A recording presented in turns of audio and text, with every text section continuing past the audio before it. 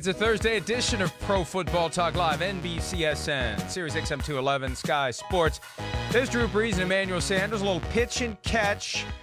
More responsible than what we saw in Tampa. This is akin to what we saw from Russell Wilson and DK Metcalf. If you're going to do it, this is the way to do it.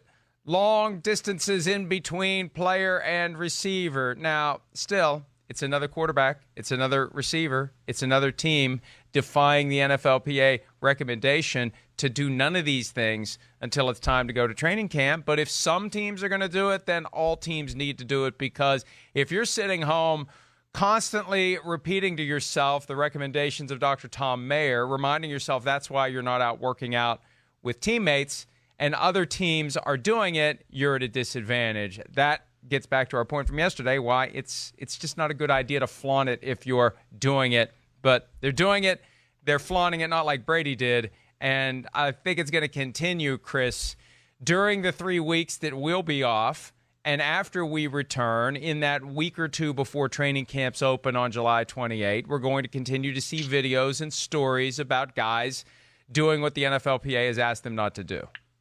Well, yes. I mean, the NFLPA told them not to do that. But, kind of like I said yesterday, I think Drew Brees and Tom Brady, first off, these are OCD, type A, perfectionists. We know they're going to work out and throw footballs and do all those things. But you're also seeing that, hey, their brand is every bit as important to them here, too. They're going to put it out on their social media and show that they're doing the work. And, yeah, kind of a big FU to the NFLPA. But, Mike, to your point, I mean, yeah, if you're a quarterback and you're sitting at home right now and you're going, oh, the NFLPA told us not to get together and do any workouts and things like that. Well, all I can tell you is it's nice you're listening to them, but the other quarterbacks, and especially the top quarterbacks in football, will not be at home doing that. So you're going to start losing the competitive advantage. And I have a hard time thinking that there won't be more true gatherings, like we've seen with Tom Brady and the Tampa Bay Buccaneers. Kyler Murray, like you said, it seems like they still kind of had their workout last weekend, but went off the radar and didn't show anybody, which is smart. I would hope that would be the thing going forward. But, you are seeing these quarterbacks, they want to prove to everybody they're doing their work too, Mike. And I don't know why they feel like they need to do that other than their brand and get followers and likes and all that kind of crap, which is stupid to me. Yeah, like I said yesterday with Tom Brady, the smart play is go do your work and not let other quarterbacks know. Let them think that everyone is sitting at home, not working out with teammates, and then that's how you gain your advantage and preserve your advantage, because if everybody else is doing exactly what you're doing, you're not getting that same edge that you otherwise would get. It's that simple, but it's vanity, it's ego, it's selling your TB12 brand, your lifestyle, everything that goes along with having the exposure, the notoriety, and it overcomes, I think, common sense, and it overcomes proper behavior in a pandemic. And look, before we veer too far in the direction of things that will upset people, just the mere fact that we even have to stop and say, oh, we may veer in the direction of things that may upset people, the idea that there are just look around. That's all I'm going to say. Pay attention to some of the things that are out there, like videos from bizarre city council meetings in Florida, the beliefs that people actually have, the fights we're having, the warped viewpoint of what it means to wear a mask. I mean, I'm going to stop right there. But just the fact that it's controversial. Why is it controversial? Why is practicing smart hygiene and care and safety in a pandemic, why is that even controversial, Chris? Anyway, this kind of stuff only takes this Twilight Zone existence that we currently have and makes it more Twilight Zone-y. Yeah, I mean, I understand you, I mean, you're right. Well, listen, the country's confused. There's a lot of mixed messages, as we know. I'm not trying to be a jerk here or get anything like, super critical either. But there's a confused message. The fact that we're tiptoeing illustrates how screwed up it is right now, doesn't it? There's a confused message, especially when it comes to the pandemic and the virus coming right from the top. We know that. I mean, yes, there's no other way to say that. And that's why you're seeing some of the states that listen to every word our president says, they're starting to see rise in COVID-19 cases. So, yeah, I mean, I understand the confusion from the society because our government, I'm sorry, has led us all to be confused. I mean, there's no other way I see that. So I don't care. I'm not tiptoeing in there. I'm jumping all in, splash. So, And but we'll see. But again, I think we're seeing. Go ahead. What do you want to say? Go ahead. Here's an example. And maybe we shouldn't tiptoe. Maybe more people need to be the grown-ups in the room. If people are going to scurry around spewing all sorts of nonsense and behaving in a way that is completely contrary to how we should be behaving in this moment, because, folks, again, look around. It's getting worse. It's not getting better.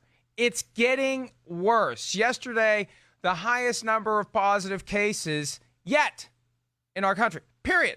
And if you want something tangible, and of course, this becomes a chicken and the egg thing because some are going to say, oh, they're acting out of fear, and others are going to say, well, they're acting out of common sense. Hall of Fame game canceled. Hall of Fame game canceled, according to Shefty. The Hall of Fame enshrinement ceremony postponed indefinitely. Why? Because of the pandemic.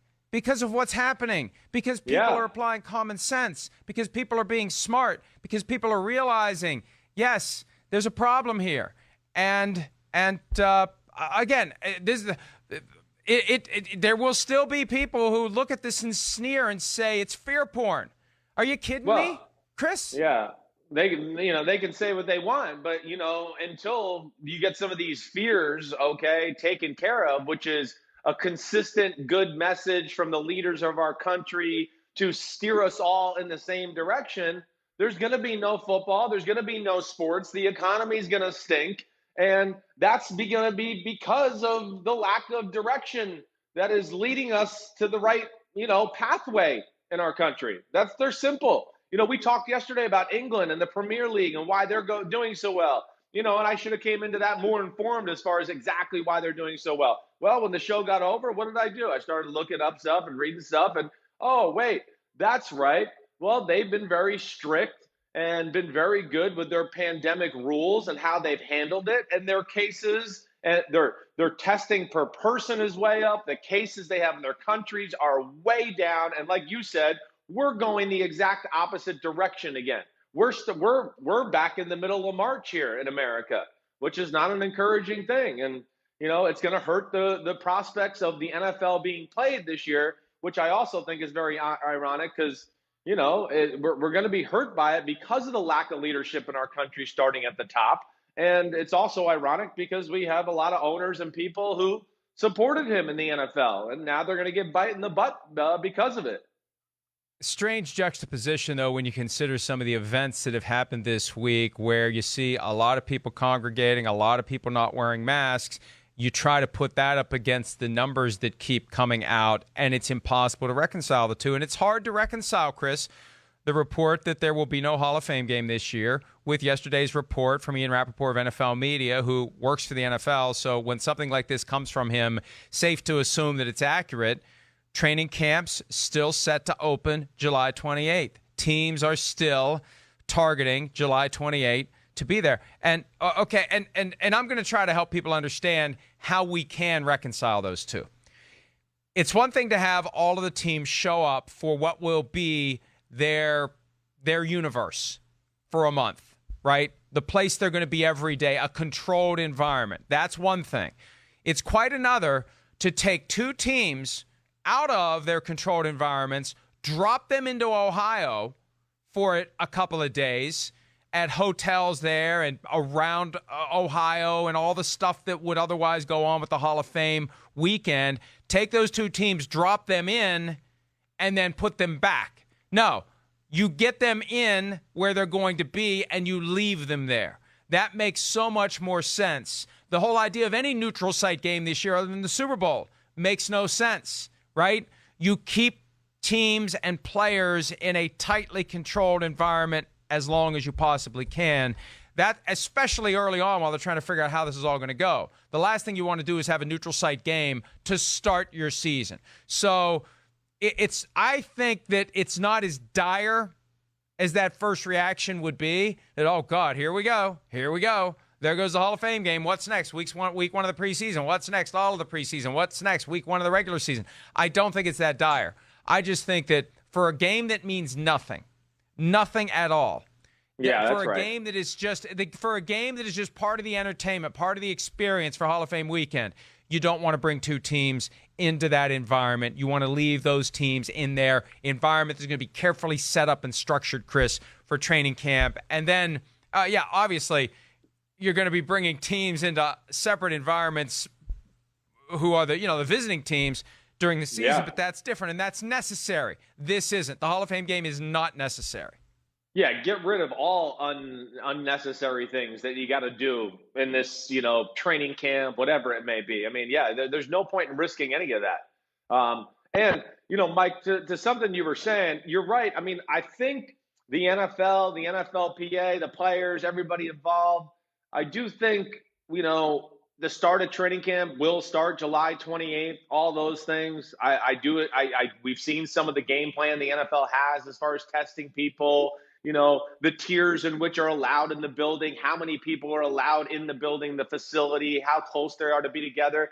I know the NFL is going to do everything they can to make the environment safe.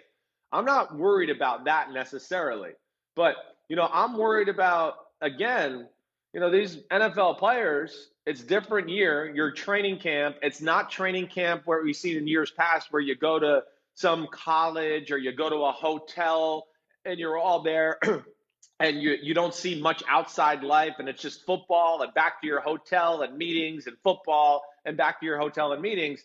Now there is going to be going home because, from the way I understand it, at least right now, it doesn't sound like anybody is staying in the facility to sleep there or staying in a hotel. But the thing that I worry about, Mike, is not necessarily the players. It's just like, okay, hey, here's a guy playing in the NFL. His wife and kids went to the country club today or went to the local park. And, they've been swimming in the pool or, in a place where there is a little bit more public contact. Now those players are going to go home, see their family. And here we are in day 14 of the training camp. It's running rampant through some team because of that. And that's where I just don't know where this whole thing goes. And, that's where I get back to where I just would like a better gauge of where the NFL players feel about this if it were to go rampant through their locker room. But here's the thing. The players that are old enough to have families and that have households and that have kids that are at the age where they're out doing things, right?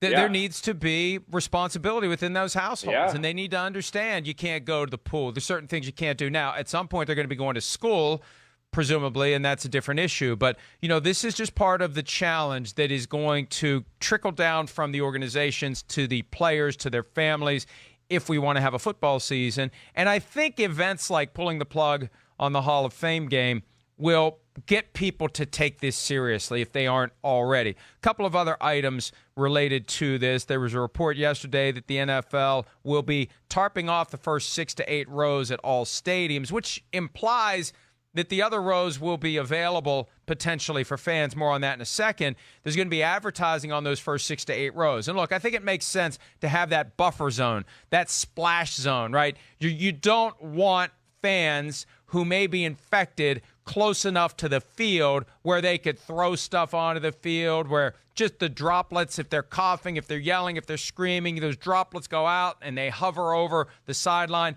Makes sense to take those first 6 to 8 rows out of play. Makes sense to turn those tarps into dollars and cents. Hi, I'm Mike Tirico, and thanks for watching. Make sure to hit subscribe for the latest news and highlights from NBC Sports.